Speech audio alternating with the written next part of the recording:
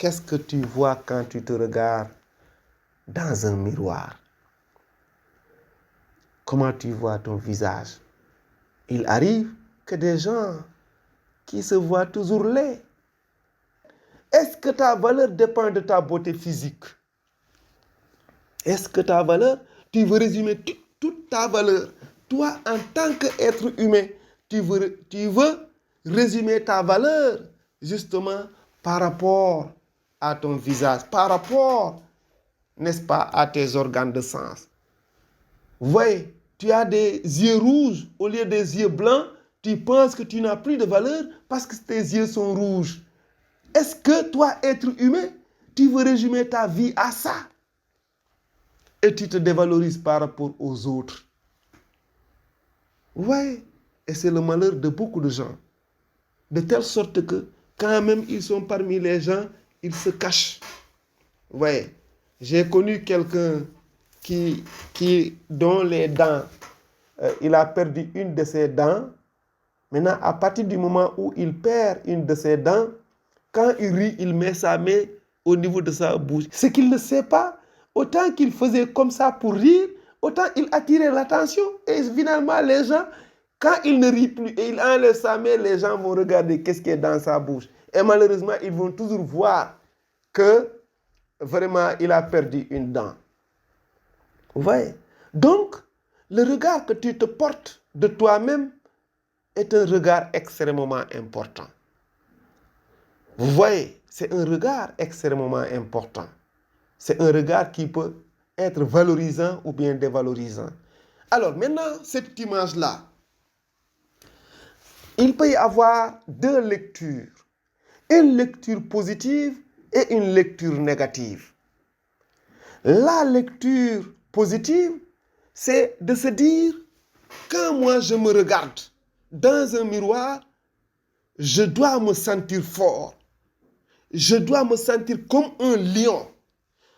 Et lion, du point de vue symbolique, c'est le courage, n'est-ce pas? La détermination, la sagesse, mais également la responsabilité. C'est ça, du point de vue symbolique. Quand le chat se regarde, le chat doit se dire, je veux avoir. Ce n'est pas que je suis le lion, mais j'ai les qualités d'un lion. Je suis courageux, j'ai de la valeur, je me sens comme étant un roi.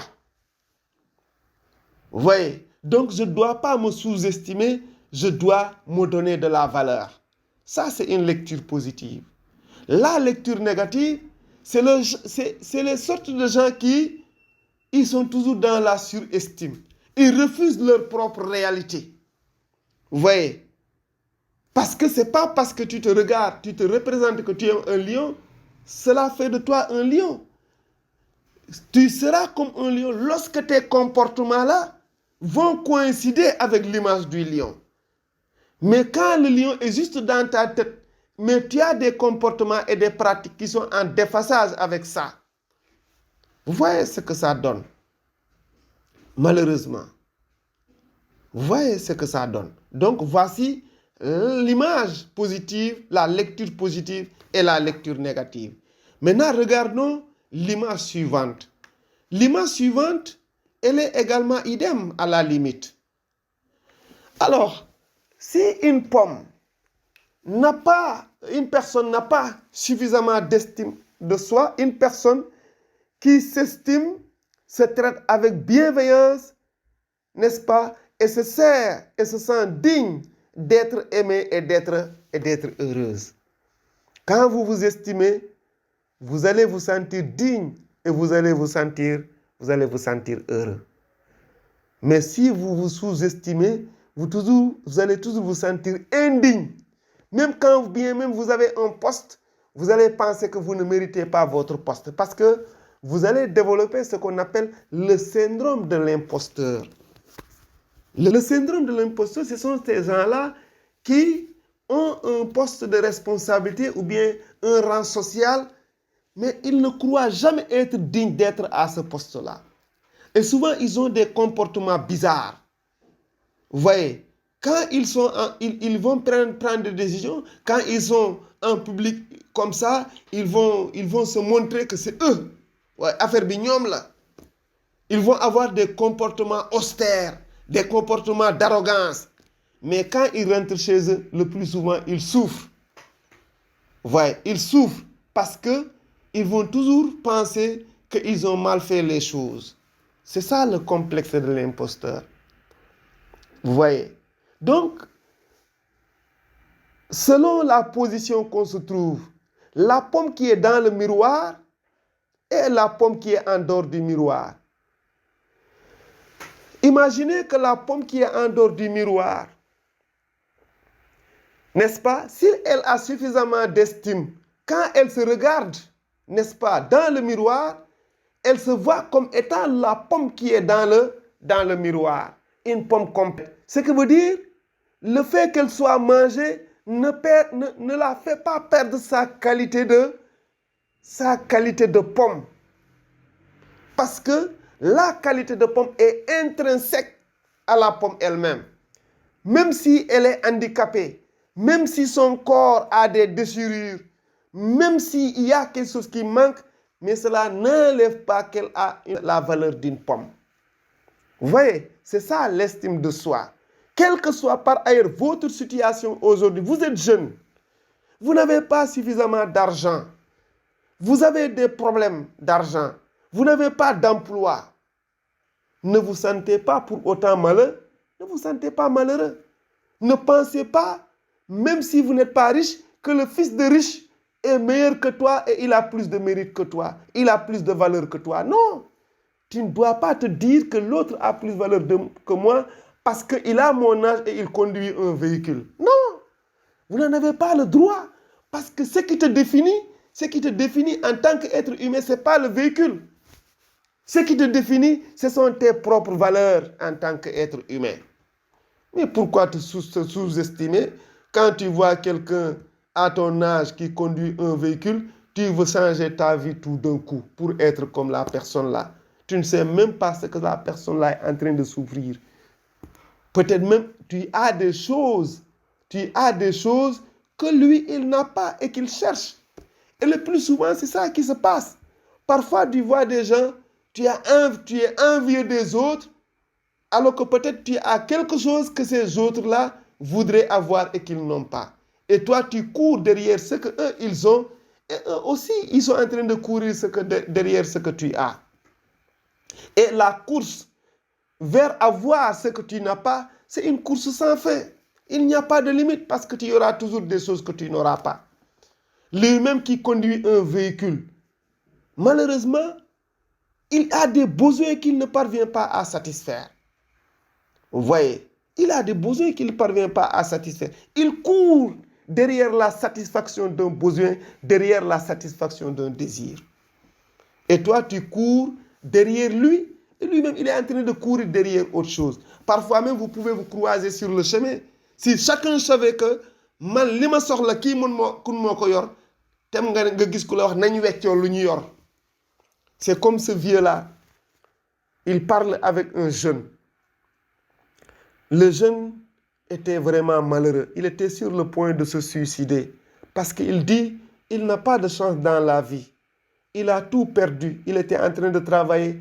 Il a perdu son travail. Et comme il a perdu son travail, même sa copine, malheureusement, sa copine l'a abandonné. Parce que sa copine lui a dit, ah, c'était sa fiancée. Sa fiancée lui a dit, non, moi, comme tu n'as plus de travail, moi, je ne pense pas qu'on puisse rester ensemble. Parce que moi, vraiment, il faut que mon mari ait un travail. Et d'ailleurs, les parents de la fille ont augmenté la sentence. Ils lui ont dit, moi, je ne vais pas donner ma fille à un chômeur. Comment tu vas prendre en charge ma fille là, alors que tu es un chômeur? Donc, tout ce cours dur-là, il a tellement médité, ça l'a tellement choqué que le soir, vers le crépuscule, il est parti vers la mer pour se suicider. Il était là, enlevant ses habits, et il était sur le point de plongé pour se suicider. Le vieillard s'approcha de lui et lui parle. Jeune homme, comment tu vas? Qu'est-ce que tu es en train de faire? Il lui dit, ne s'approche pas de moi, je vais me suicider. Ma vie n'a plus de sens, ma vie n'a pas de valeur. J'ai perdu mon emploi et ma fiancée m'a abandonné. Qu'est-ce que donc vaut ma vie? Elle ne vaut absolument rien du tout. Le vieillard lui dit non, il ne faut pas penser comme ça. Le vieillard s'est approché et ils ont commencé à discuter. Il lui a dit, j'ai tout perdu. Il dit non, tu n'as pas tout perdu. Moi, si j'avais la chance aujourd'hui d'avoir ce que tu as, j'allais danser toute la nuit parce que j'ai ce que j'ai perdu et je sais que je ne l'aurai plus jamais. Il lui dit quoi? Il lui dit, tu as la jeunesse, tu es en bonne santé, mais moi, je ne peux plus retourner à ma jeunesse. Et voici que je ne suis pas en bonne santé. Si moi, aujourd'hui, je pouvais avoir ta jeunesse et ta santé, j'allais danser toute la nuit. Et je sais que je ne les aurai plus jamais. Et pourtant, je me sens bien et je me sens heureux. Vous voyez?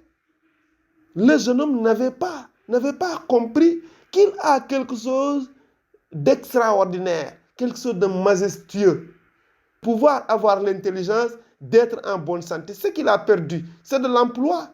Il peut en retrouver. Ce qu'il a perdu, c'est une copine, une fiancée, il peut en retrouver. Mais le vieux ne peut pas retrouver tout cela.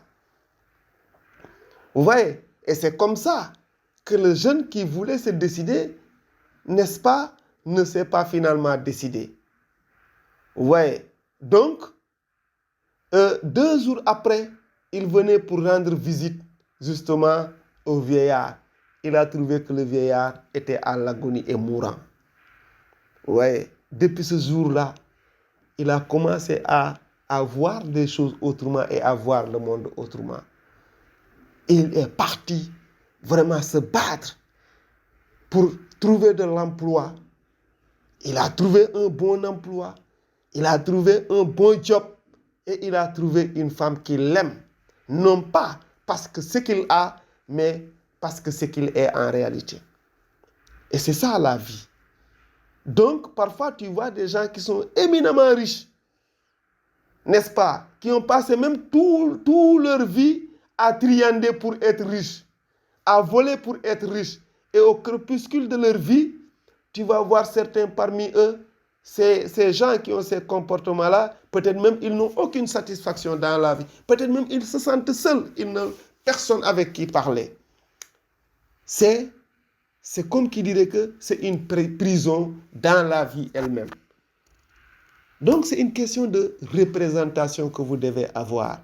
Maintenant, si on se trouve de l'autre côté, la pomme qui est au niveau du miroir, si elle manque d'estime d'elle-même, quand elle se regarde, elle ne voit pas une pomme pleine, mais elle voit toujours une pomme grignotée, une pomme qui est dévalorisée, une demi-pomme, alors qu'en réalité, elle n'a aucune séquelle. Elle n'a aucun problème du point de vue santé, du point de vue physique. Sous mes estimes de soi, c'est un problème psychologique. Tout se passe donc dans sa tête et non pas dans la réalité. Donc, si vous changez de regard, vous allez changer de vie. Si vous changez de regard, vous allez changer de monde. Si vous changez de monde, si vous voyez le monde autrement, vous allez réussir la vie de la plus belle des manières. Donc, réussir la vie ne sera plus la même chose lorsque vous allez regarder la vie différemment. Vous voyez? Donc, c'est ça qu'il faut comprendre à travers cette lecture.